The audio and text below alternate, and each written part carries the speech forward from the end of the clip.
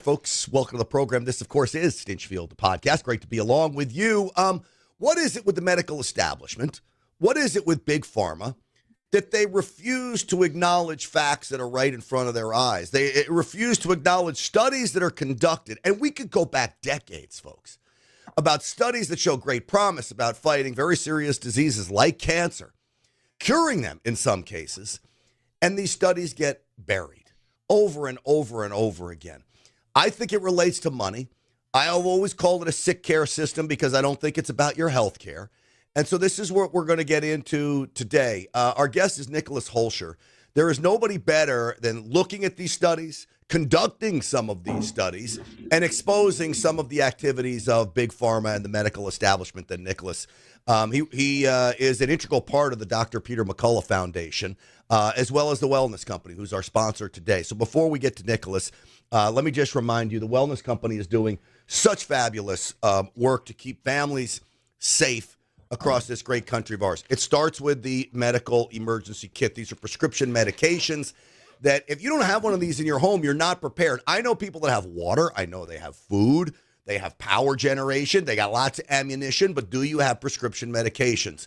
Ivermectin in here, amoxicillin. There's a Z-Pack in here. Many of the common antibiotics, antiparasitics, and antivirals you need to keep you and your family safe. So get one of these, twc.health/grant. Use the promo code GRANT for 10% off. And then we'll talk about ivermectin and mebendazole, which you can get from the Wellness Company, and how, again, this squashing of this very important study conducted by the Wellness Company is still getting squashed. So we'll talk about that. All right, twc.health/grant. Use that promo code GRANT for 10% off. With that, folks, let's get the show started. Uncensored and unapologetic. This is Stinchfield. Here's your host, Grant Stinchfield. All right, welcome, everybody. As promised, Nicholas Hulscher is my guest. Nicholas, it's great to see you again. Thanks for coming on today. Great to see you. Thanks for having me. All right, I'm always excited to talk to you because you get down into the nitty-gritty. I mean, I urge everyone to follow you on X. Give your X account just so people have it right off the bat. Yeah, at NIC Hulscher, HULSCHER. All right, so you are on the front lines of not only conducting studies, but also exposing studies and I would say revealing studies. Why isn't it just clear cut? Why can't just the truth be told? Why doesn't, when a study comes out, the journals just publish it and stop trying to suppress information? What's going on here? Yeah, there's a lot going on right now in science and research, particularly when what I call the journal cartel. All of the major publishers do not allow anything to be published in major journals that are against the narrative. And so that's one of the main forces blocking vital research. But then you have the mainstream media that doesn't cover the studies even when they are published. And you have all of the peer reviewers who review the papers to publish them. About half of them get money from Big Pharma. And half of the journal editors get money from Big Pharma. And so it's a corrupt racket. And so that's why we don't see much progress in that realm, with the exception, though, of recently, the Wellness Company and the McCullough Foundation with our cancer paper. Mm-hmm. All right, so let's break this down step by step, and then I want to talk about, you had talked about a study into dandelion root, showed 95% effectiveness on treating cancer tumors. Canada commissions this study in 2012 and then ultimately buries this study. That goes back to 2012. Before we get into dandelion root and other things that can help fight cancer, you called it the journal cartels.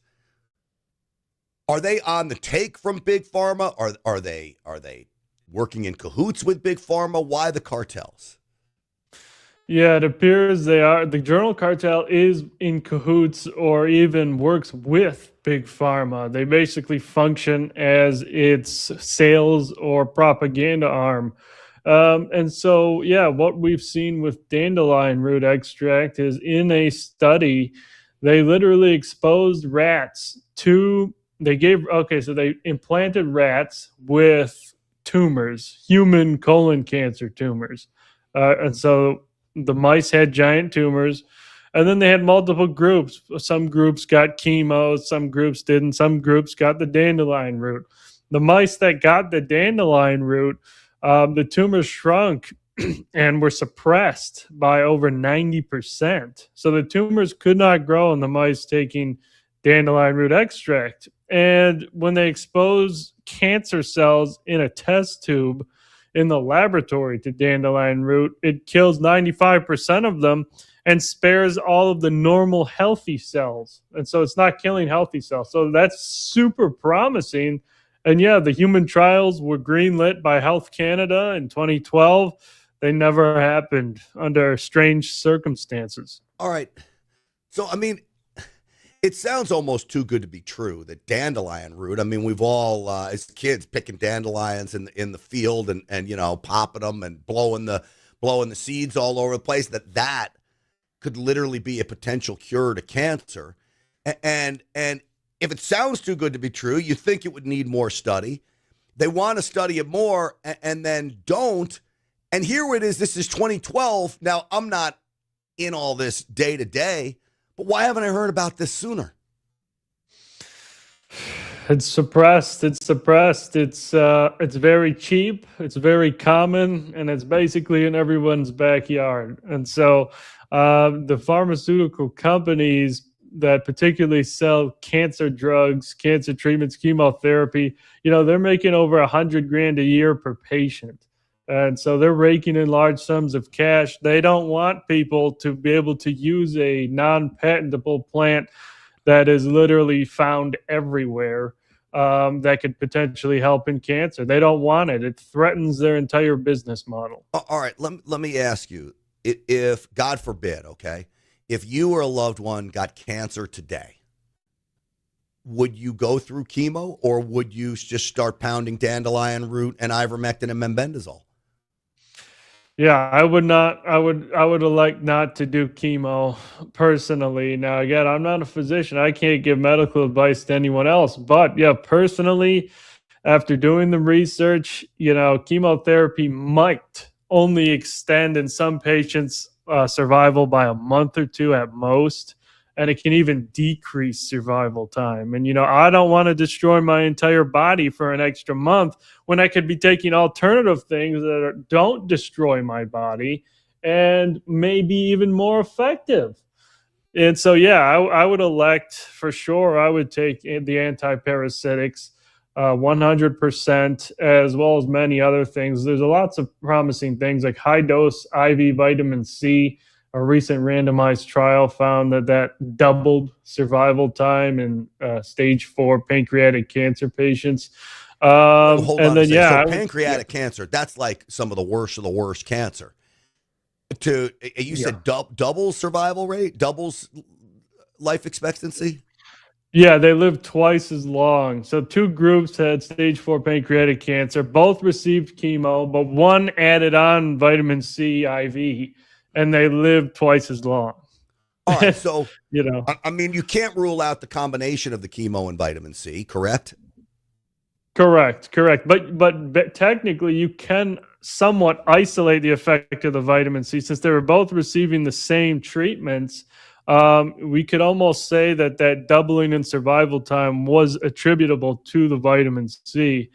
Now we don't know what just vitamin C would do, you know, compared to nothing. But I would suspect it would result in improvements. All right, so vitamin C, clearly not expensive, available everywhere. Now, this is intravenous administration of this vitamin C, so you'd have to go in and have a nurse or somebody do this. But no big deal. I mean, not $100,000 a year like chemotherapy. Yeah, not $100,000 a year, you know, probably a few grand a year, you know, because you have to go get it administered, etc. But again, there's hundreds of studies on these things. Like there's hundreds of preclinical studies on ivermectin, mebendazole. There's hundreds of preclinical studies on vitamin C in cancer, and they all find in the animals it shrinks tumors and it kills cancer cells. And there's like 12 anti-cancer mechanisms. I'm going to ask you the hard questions because it would be easy for me just to jump on board and say, okay, this is great. does it always translate that if it works in animals, that it works in humans? If it kills the cancer cells in a mouse, does it kill the cancer cell in a kid? No, it does not always directly translate. Sometimes you'll kill the cancer cells in a mouse and you won't see any response in a human.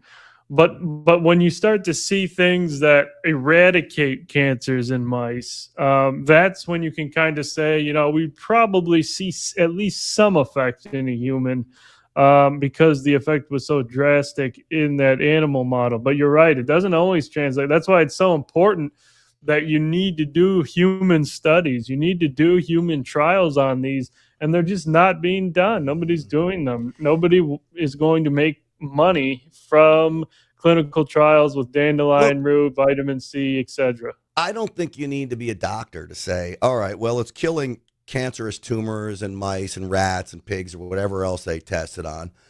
It's not always true that it kills it in humans, but hey, this shows a lot of promise. Let's try it. But they don't even want to try it. Now, the wellness company conducted this ivermectin and mebendazole study in cancer patients. And though it's not a definitive study, right? Like it needs more study, but it shows unbelievable signs of hope. Can you explain to me your legitimate takeaway from the study that you were involved with the ivermectin and mebendazole that, by the way, none of the medical journals want to publish, correct? Correct. But actually, we may have some good news in that avenue shortly. But stay tuned for that. But so, well, I guess it's important to mention what happened there. So we submitted this paper to it's called the SSRN preprint server. It's one of the biggest preprint servers where you post research before publication in the world, and they rejected it. It's unheard of to reject a preprint. And so we put it up on Zenodo, that preprint server, because they don't have censorship there. They don't take things down. They don't reject things. And so now it's undergoing peer review at some cancer journals. But we identified a very favorable cancer journal, and it could perhaps be published. But why it's so groundbreaking is it's the largest human study on these compounds with cancer, on antiparasitics in cancer. Before, we had a few case reports, case series, like one patient, 2 or 3 patients. And there would be complete remissions, by the way, in some of these case reports. But that's all we had. And now we have a study where we had about 200 cancer patients. And we looked at them at baseline and then after 6 months. And after 6 months, 84.4% of them reported to have benefited in their cancer. And what does that benefit include? Well, it includes 32% reported that their cancers disappeared, or what's called no evidence of disease, NED. 32%. 36% reported that their disease stabilized. It stopped spreading. And then about 16% reported that the tumors were shrinking. And so that's a vast majority of these cancer patients taking ivermectin and mebendazole were not progressing anymore in their cancer. And that's massive. That's absolutely massive. Now, it was observational, which means, we didn't have the direct medical records, but that's the next step. All right. So observational means you take the word of the patient, that the patient tells you, yes, I had an improvement, correct? Correct. All right. So to me, what it proves is, look, I think if you're a scientist, you could say, all right, this isn't definitive, but it shows an awful lot of promise that you would need a clinical study where you literally got the medical records of these patients. That doesn't seem like it would be that hard to do. I think you'd have patients lining up to join this study. Yeah, we would have patients lining up. I mean, I've gotten hundreds of messages since that paper was published saying they took chemo, it didn't work, they're dying, their family members are dying. We want to join a clinical trial. So, there'd be no problem with somebody that wants to fund something like this that should have happened 50 years ago. Now's the time to do it. The patients are there. You'd be able to collect the sample immediately. And we have now this evidence showing vast majority experience the benefit they have to be done. These All right. clinical trials now have to be done. Are you and the McCullough Foundation set up to do a study like that? Could you do that study, or would it have to go someplace else? We could do that study in collaboration with a clinic. It is possible. We have, been in talks with some individuals of potentially doing something like this. And so it could happen. It could happen. And How much money would it cost to conduct that study? If you want a really big one, it could be hundreds of thousands. It could be millions for some clinical trials. They can be very expensive. Sometimes it's even tens of millions when you start to have thousands of patients. All right, but you've done enough of these studies. What do you need? Do you need $1 million? Could you do it for $1 million? That would be sufficient, I think, to have an adequate clinical trial. All right, so think about this. I think probably Big Pharma blinks at the sale of cancer drugs and chemo and all this stuff for $1 million. I mean, $1 million. We'll have a Senate race in Texas where they'll raise 50 times that amount. And imagine you could possibly go down the road of starting a cure for cancer. The problem is who's going to put up the $1 million, right? So Big Pharma doesn't want to do it because you put them out of business. I don't even know, who makes ivermectin and mebendazole? Would they want to do it because you'd increase their business, or is that now no longer patented? Anybody can make it, and there's no benefit to that. And then I guess you'd have a well-intentioned donor, somebody who's got millions of dollars just to chalk up the money to save humanity. I love those people; they're few and far between. So. Let's start with mebendazole and ivermectin. The people that make that, is that a possibility? It's a possibility, but since it is non-patentable, they're not going to be the only ones benefiting, and so that's why they don't care, because then there'll be hundreds of other companies selling the same product, and there's not a good cost benefit ratio. You're basically paying for everybody else to benefit from it. Yeah, and so that's why they won't do it. But some heroic person that wants to fund such a study and potentially find these potent anti-cancer agents, that could be an avenue. But we haven't really identified anybody that has wanted to do that. Well, yeah, I mean, it is a tall order asking someone to give $1 million, but the reality is. And who am I to be giving other people's millions away, right? I mean, what a nice guy I am. Hey, chalk up $1 million, you're a billionaire. Do you know I've done the math, Nicholas? $1 billion, okay? If you have $1 billion and you give $1 million to the McCullough Foundation to conduct this study, that's the equivalent of somebody with $100,000 in their bank account giving $100 to their alma mater or their school. Literally $100 out of somebody who's got 100,000. It's not a lot of money to a billionaire, and it could change humanity. So I don't know if we have billionaires watching. I know a few very wealthy people that do watch this podcast. If they do it, I'll put you in touch with you and Dr. McCullough and fund this thing, because this could literally change. When I say change the world, that sounds so dramatic and sensationalistic, but Nicholas, it's true, isn't it? It's true. It's true. And, and we are working on other things. Like, we have a few case reports we're working on of people who have declared remission, complete remission, using these antiparasitics. We have the scans from before and after. The tumors are gone. And so, it's not like we're not doing anything. We're actively working on these, but, with limited resources. And so, when you start to have, and again, there's so many patients that the patients are there. It would be possible to do it quickly, and start to document these reports. And that's what needs to be done. Clinically verified reports. And that could change things in cancer dramatically. Cancer is the second leading cause of death in the world. Like, tens of thousands die of cancer every day. I mean, it's ridiculous. We got to stop it. I mean, could you imagine if dandelion root and ivermectin and mebendazole all of a sudden was curing cancer left and right? What a great society we would be living in. I mean, I mean, to me, it boggles the mind that we already are on the track to realizing this, and yet the pushback over and over and over again. Yet the wellness company, Nicholas, sells ivermectin and mebendazole, and it happens to be the exact formulation that you guys used in your trial. You can get it at the wellness company. I'm going to give people the website. I'll be right back to you, Nicholas. It's twc.health/grant. Use the promo code GRANT, and you can get that formulation of ivermectin and mebendazole. Now, it's specifically for a parasite cleanse, which I took. Now, I don't have cancer. I went through the parasite cleanse, and I actually felt better after doing it. I don't know whether I had parasites. Probably. I eat a lot of sushi. I got a dog. Those are like the two leading causes of parasites. And I felt good. My skin seemed to clear up a bit. A little bit of brain fog went away.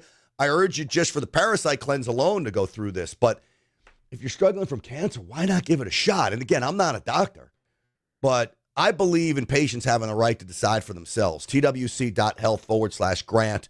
Use the promo code GRANT for 10% off. Nicholas, where are we on that front? You know, I've heard a lot of this right to choose, right to decide.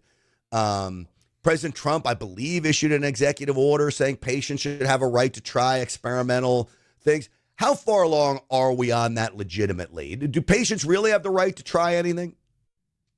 They do. And I believe that applies to clinical trials with experimental agents. So basically, you know, they could go and do whatever type of treatment they want when they're facing, you know, terminal diagnoses.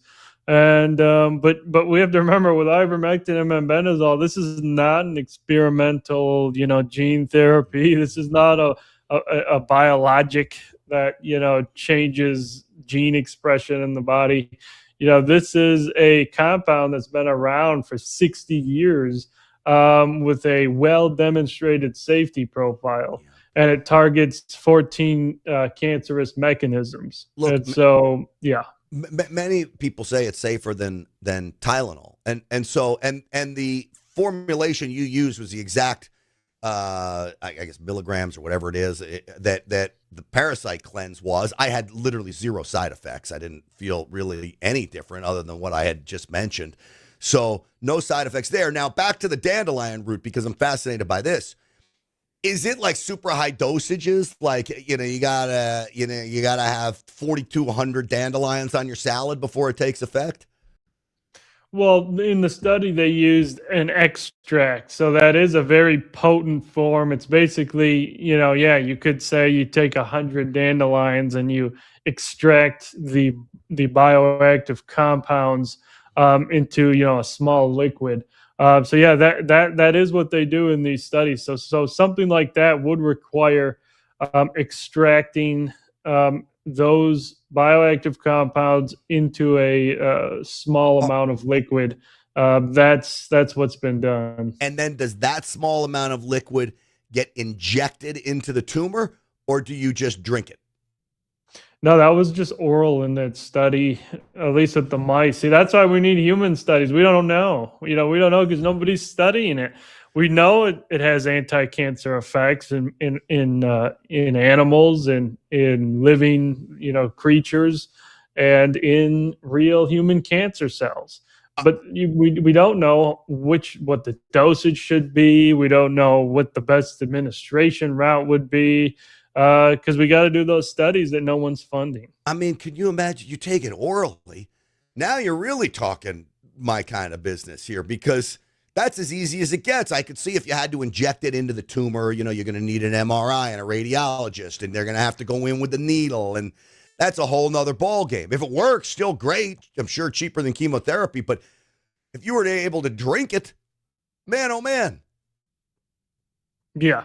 Yeah, exactly. And a lot of people take tinctures, or like, you know, you kind of get that dropper in a bottle, and then it kind of, you know, you suck up a milliliter in the dropper and they put it under their tongue sublingually, which absorbs some of those compounds into the bloodstream more effectively. So that's what people do. But again, you know, we don't have human data on it.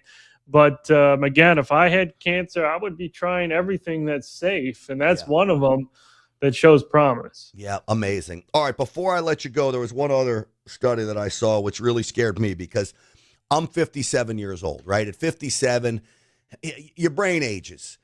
I start to forget things. My very special lady friend's constantly saying, I just told you this, right? But I think I've had this problem for a long time that I don't listen. It may be very common in men, by the way, as well. But you're not laughing at me because you're not old enough to understand that you don't listen to your girlfriend or wife. I have selective hearing. But no, this idea of dementia is very scary. There's a study that I saw on your Twitter page out of the UK that flu, pneumococcal pneumonia, I guess that is, shingles, and tetanus vaccines. One vax created a 26% higher risk of dementia, and that increased the more vaccines you took. Vaccines now, regular vaccines, the flu vaccine, these ones that have been around forever, increased risk of dementia? Yeah, it appears so. It appears so because this was by far the best study done to date on this, on vaccines and dementia, because they had 13 million people and they accounted for every confounding variable you could think of, which is very important in studies. So that basically eliminates if something was caused by something else. They accounted for, smoking, medication use, any other disease they had, age, genetics, basically everything under the sun.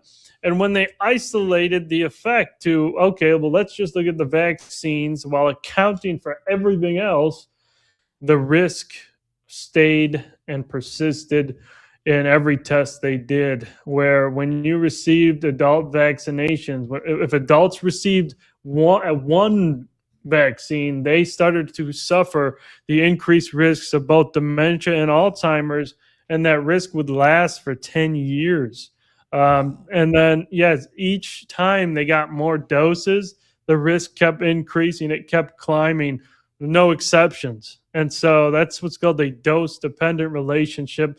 And that is indicative that this is indeed actually happening. It's not just some statistical noise. So this is very concerning.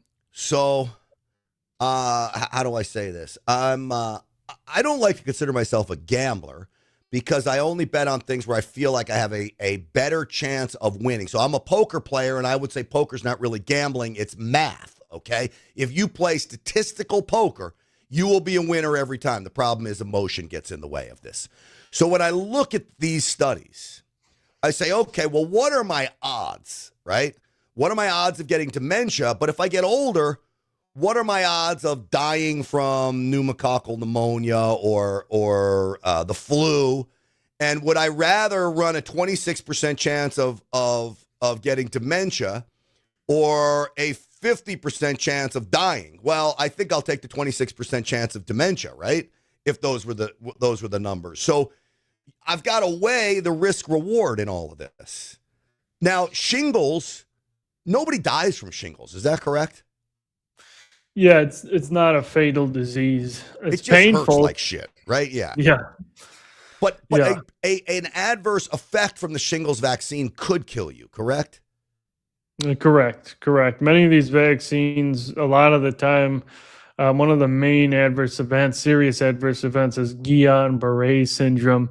Basically, your own body starts to attack your own nerves, and you can become paralyzed, and you can't breathe because your breathing mechanisms have become paralyzed. And shingles, though it probably sucks. For everything I've heard, it's just brutal. But you're going to live through it and it's going to go away. I'd rather do that than being paralyzed. So I've decided not to get the shingles vaccine, even though I've got older friends tell me I'm crazy, how could I even come up with that decision? But I think my risk reward, I'll take the chance on suffering through it. So here you have this idea of dementia. I guess if you got older, like pneumonia is a real risk. Like if you're older and your immune system's depressed, you would take all those things into consideration, correct? Yeah, you would want to weigh the risk-benefit analysis for sure, individually. But, what I'm concerned about is many of these vaccines are largely untested. They haven't been tested adequately.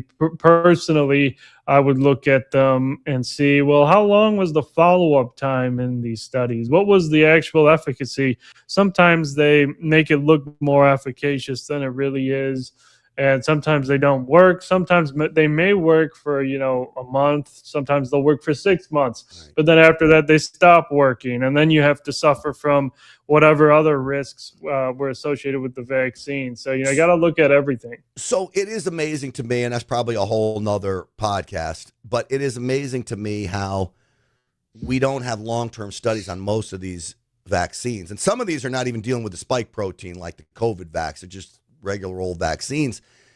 I don't understand why isn't RFK Jr. said, you know what, until these things are studied, I guess you can't put a pause on them, but like make a big deal of we want a long-term study and make that happen. What's the problem? Yeah, exactly. What is the problem? What should happen is the current CDC schedule is what's driving the mandates, at least for children, to take vaccines, to go to school, do everything, play sports. And so that's based on untested vaccines. Not one of the childhood vaccines were licensed based on a double-blind, placebo-controlled trial. Not one. And not one.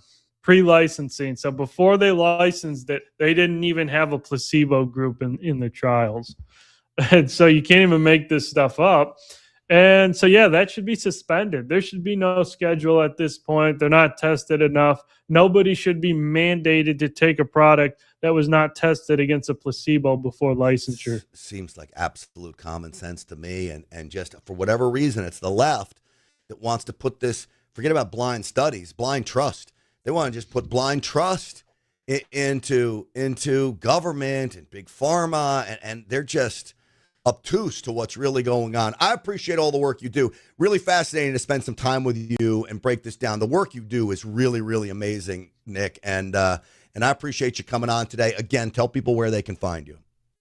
Appreciate it. You can follow me on X at Nick Hulscher, and you can also follow me Instagram, Facebook, and thefocalpoints.com. That's our Substack. All right, Nicholas Hulscher, thank you so much for coming on. I'm going to tell people again where they can find the Wellness Company, and that's who you get associated with the Wellness Company. So all these products are going to have doctors and people like Nicholas looking through all of these products, all of these supplements, all of these drugs and pharmaceuticals to make sure they're not only safe for you, but they're going to benefit you in some way. They've got all kinds of stuff, including these GLP-1s. I've not been a fan of them. I'll be honest with you. I've not been a fan of the GLP-1s, but Peter Gillooly, the CEO of the Wellness Company, is on his way to changing my tune on GLP-1s if they're used properly. And that's what the Wellness Company will help you do if you have to lose weight and this is something you want to do. TWC.health/Grant. Use the promo code GRANT for 10% off and all of those other great products from the Wellness Company. You will not be disappointed. TWC.health/Grant. Use that promo code GRANT for 10% off. All right, folks, that's going to do it for us. No Real America's Voice show tonight. We have a Turning Point USA event that we're being preempted for. But we will see you back on the show tomorrow and right here, same time. Stinchfield's Army Rolls. Thanks for watching, everybody.